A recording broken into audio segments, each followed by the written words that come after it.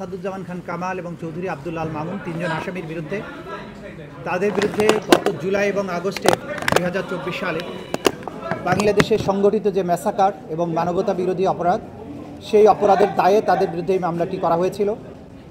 দীর্ঘ পথ পরিক্রমা শেষে সাক্ষ্য গ্রহণ শেষে উভয় পক্ষের যুক্তিতর্ক শেষে সেই মামলাটি এখন রায়ের জন্য প্রস্তুত হয়েছে। আজকে মাননীয় আদালত এই মামলাটির রায় ঘোষণার জন্য আগামী 17ই নভেম্বর সোমবার দিন নির্ধারিত করেছেন। ইনশাল্লাহ আগামী 17ই নভেম্বর সোমবার এই মামলাটির রায় ঘোষিত হবে।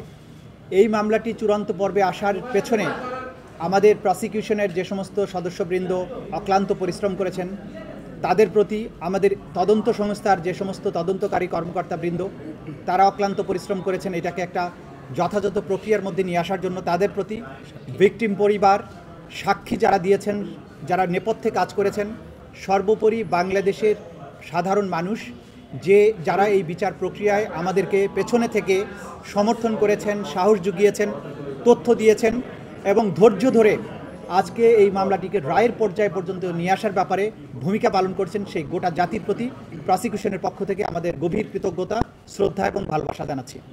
আমরা অঙ্গীকার করেছিলাম যে যারাই বাংলাদেশে যত শক্তিশালী হোক না কেন, যদি কেউ অপরাধ করে, মানবতা বিরোধী অপরাধ করে, তাদেরকে সঠিক পন্থায় বিচারের মুখোমুখি করা হবে এবং তাদের আইন অনুযায়ী যে প্রাপ্য সেটা তাদেরকে বুঝিয়ে দেওয়া হবে।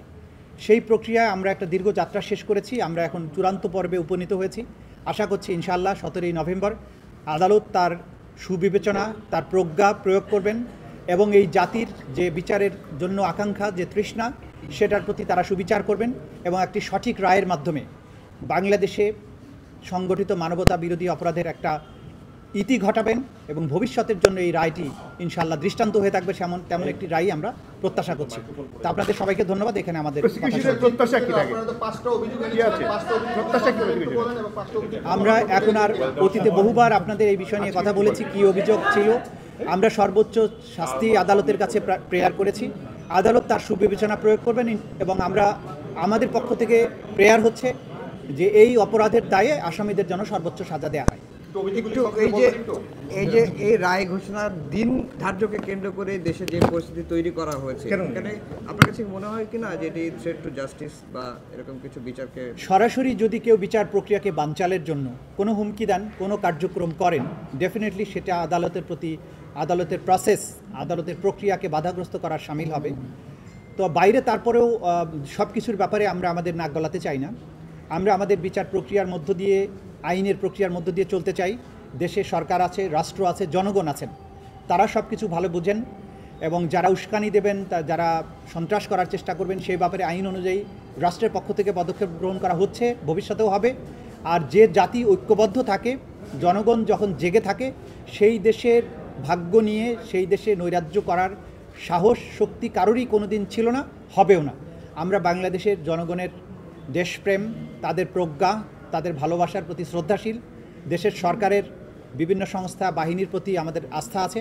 আমরা আশা করি যা কিছু বিচ্ছিন্নভাবে ঘটছে সেগুলো কোনোই প্রভাব কোনো জায়গায় পড়বে না এবং সব কিছু স্মুথলি হবে, বাংলাদেশ সামনে এগিয়ে যাবে। মানে আমরা দেখছি ওনারা জাতিসংঘে অভিযোগ দিচ্ছেন এই মুহূর্তে, এই সময় এসে, এবং ওনারা বিচারটাকে প্রশ্নবিদ্ধ করার চেষ্টা করছেন নানাভাবে। যারা যা খুশি প্রশ্নবিদ্ধ করার চেষ্টা করতে পারেন। এই বিচার আমরা যে প্রক্রিয়ার মধ্য দিয়ে এসেছি সেটা ট্রান্সপারেন্ট ছিল, আপনারা সবাই তার প্রত্যক্ষ সাক্ষী। এখানে অকাট্য প্রমাণ, শক্তিশালী সাক্ষ্য প্রমাণ সব কিছু তুলে ধরা হয়েছে, জাতির সামনে এই বিচার হয়েছে, আইনজীবী নিয়োগ দেওয়া হয়েছে, দুনিয়ার সামনে ক্রিস্টাল ক্লিয়ারভাবে উপস্থাপন করা হয়েছে। সুতরাং তারা যত খুশি প্রশ্ন করতে পারেন, আইন তার নিজস্ব গতিতে চলবে, ন্যায় বিচার তার নিজস্ব গতিতেই চলবে। Thank you. কথা বলছিলেন